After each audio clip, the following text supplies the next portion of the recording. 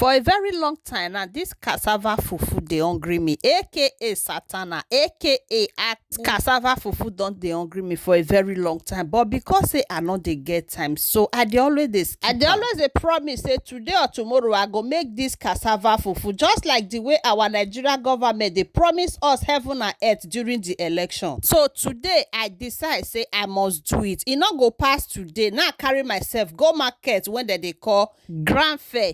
As I reach there, now I see the garri, now I carry and come buy am. Omo, the way this garri take dey there, e there pass our own yam. This small garri now cost me 18 euro something. Imagine if I carry 18 euro go grand fair go buy am, go buy like 3 or 4 yam.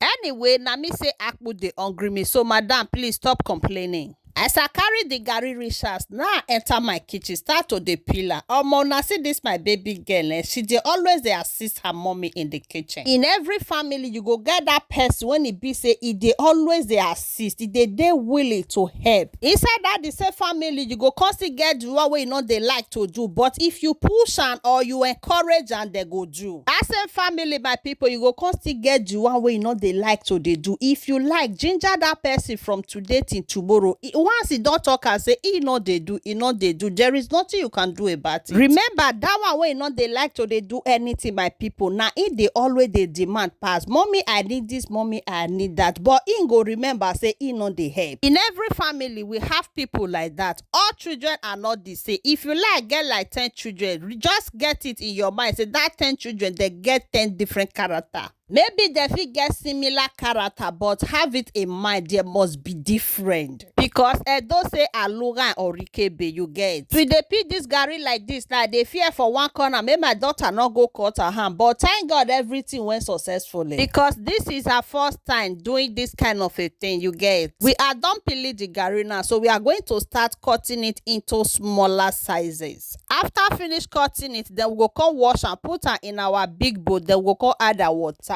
Leave am for like 3 days. Normally before na 3 days we dey leave am, but you see this garri wey we dey buy for Europe side here, the thing dey get as e dey be. So if you leave am 3 days, just get am for mind say e no go ferment. So I have to leave it for 5 days. When was the last time you eat cassava fufu in Europe? Let me know on the comment section. How do you see this process? Will you be giving this a try? If yes, please let me know on the comment section. Thank you guys for watching, and see you all in my next video. Una bye for now.